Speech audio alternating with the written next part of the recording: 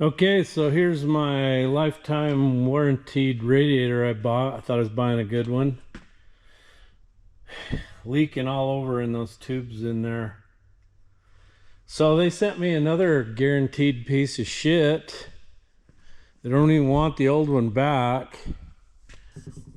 I'm gonna guess these are made in China, probably a $50 item. And they charge $240. That way they can cover all the warranty, because the stupid Chinese just go, oh, we'll give you another one. It's like, nah, I don't want another one. I want one that lasts. This is retarded. Now my fan clutch doesn't work either. It blasted a fresh hole in my hood insulation because it just won't stop running. I contacted Standard Motor Products. They're the ones that build the Murray clutch. And I told the guy it wouldn't slow down. I actually would ask him, I said, what should the fan speed be in relation to the crankshaft speed with it cold? And he said, well, as soon as you go down the road, it should be roaring and then it should fade away and stop running direct drive. This one doesn't do that. It just screams all the time. You can hear it inside the cab, just screaming.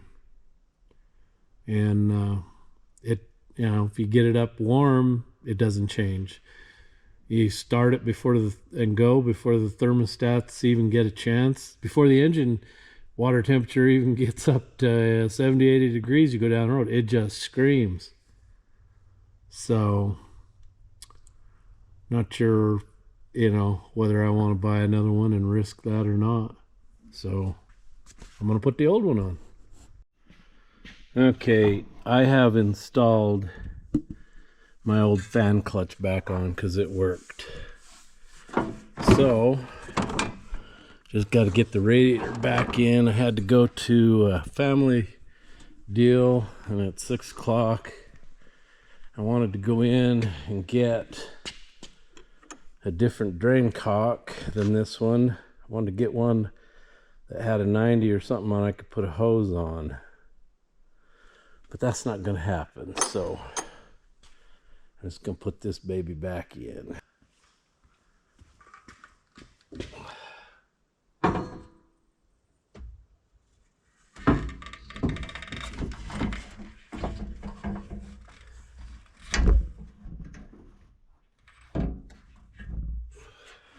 Hit the holes and hopefully the rubbers don't fall off. There, that one went in.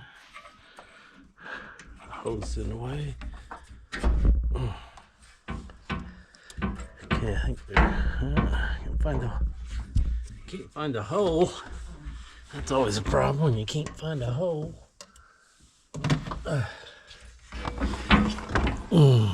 There's the. Yeah. There we go. That's down. Okay. So it's not so much the radiator's too thick. I don't think that other clutch was the right one, because look at the amount of clearance I have now between the fan clutch. Let me grab the flashlight. So before, there was no way you could get that belt past that, and now that'll be a piece of cake. So that other fan clutch was just too thick, and they tell you, I think you got to have a minimum of 1 inch from the radiator to the clutch for them to work correctly. So maybe that was the problem. I don't know.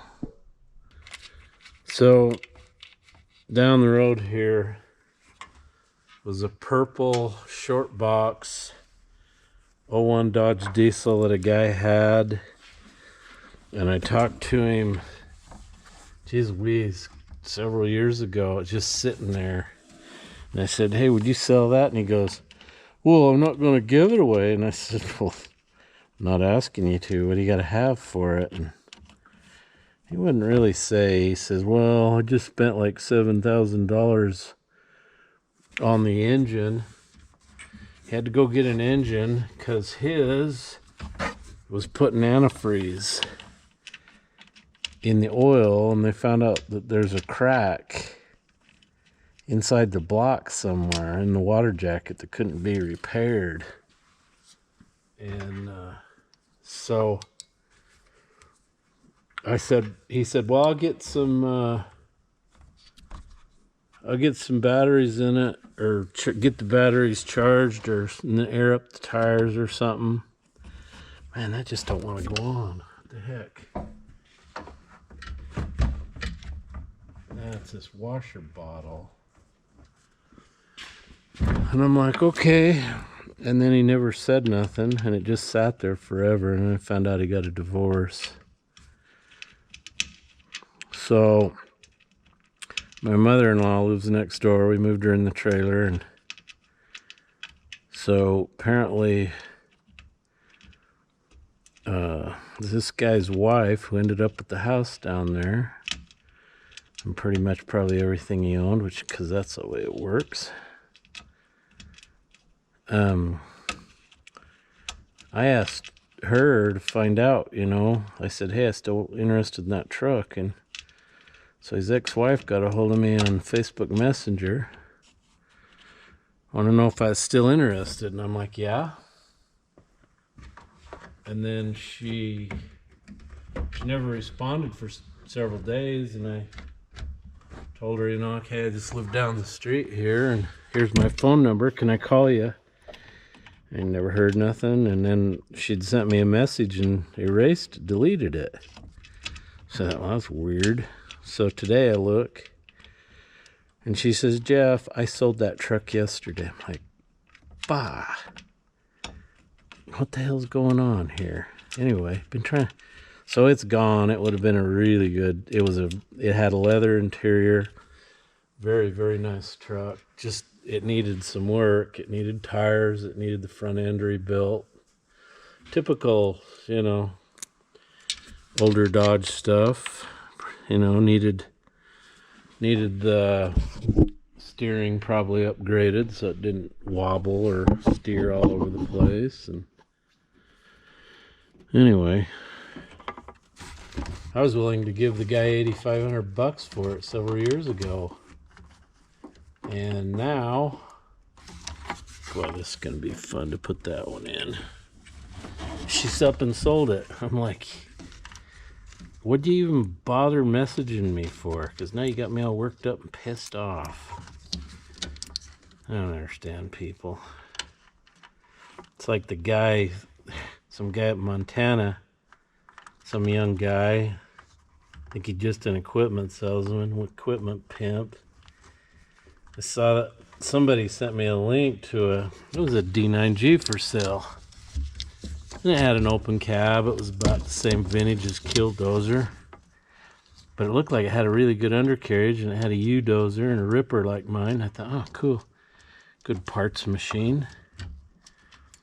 And so I called the guy, and actually I just made him an offer on it. And he came back with a counter offer, and he says, well, for this much, it's yours. And I said, okay, I'll take it. I'll take it. That's what I said. I'll take it. So I says, can I come look at it? And it's cold, start of winter. And he says, well, I'm going to be gone for a couple weeks. I think it was over Thanksgiving or something. I'll let you know when I get back. Okay. So he gets back, says, okay, I'm back. When do you want to come? And I says, well, how about next week? And he's like, okay. And then like 15 minutes later, he texts me back and he says, I sold it. I'm like, if you call somebody and you say, you come to an agreement on the price, and I say, I'll take it, and then you turn around and sell it, where's your damned integrity? Is there no, does anybody have any integrity anymore? Technically, a verbal's balls, I dropped it. I don't know where it went. I gotta find it. technically a verbal is a contract. And I had the messenger, messages. Sometimes it makes me feel like I want to just take them to court and say we had a contract, a verbal contract. Actually, we had better than a verbal. We had it in writing. And force him to sell it to me. Is that wrong? If you say you're going to sell me something and we've agreed on a price, and I'm bringing my checkbook so I can come look at it, I got to travel 150, 175 plus miles to make sure, it is what he says. And you put it in writing, I say, yeah, okay, I'll take it. And he agrees to that. Can I take him to court and make him comply? I mean, if you don't follow through on what you say you're gonna do, does that, have you got any frickin' integrity at all? Man, this is pain. So that's my rant on that. That just totally pissed me off. I wanted that Dodge. It would have been a nice truck to fix up in my spare time. And then I'd have this for my work, and I'd have that one that I could spend money on and get her fixed up and make a nice truck out of it. Talk dirty, do you? I'm gonna have to talk dirty. I think I got it. All right, I'm gonna tighten these up, get the hoses on, and we'll throw some coolant in it. So check this out. I was thinking, how do we pour that 5 gallons in there? And then I remembered, Blaine Kessie sent me an antifreeze pump. So let's see how this, I'm not going to be able to run it continuous because it'll put it in too fast, I think.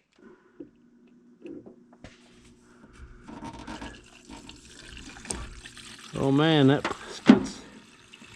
spits her out. Oh yeah.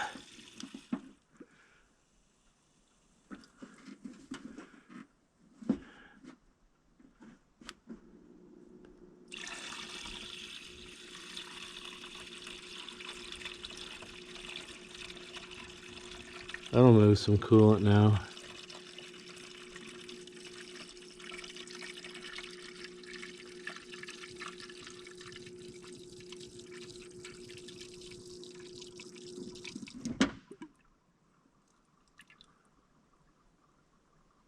We'll wait till it stops gurgling.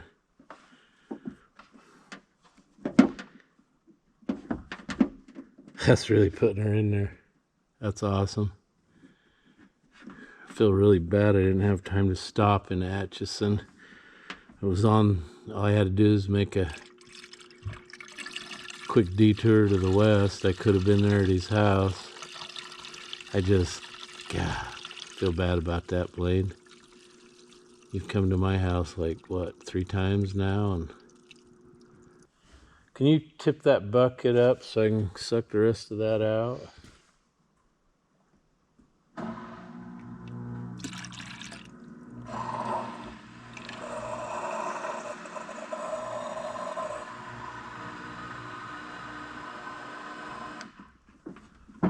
Probably should go, rinse that out with water.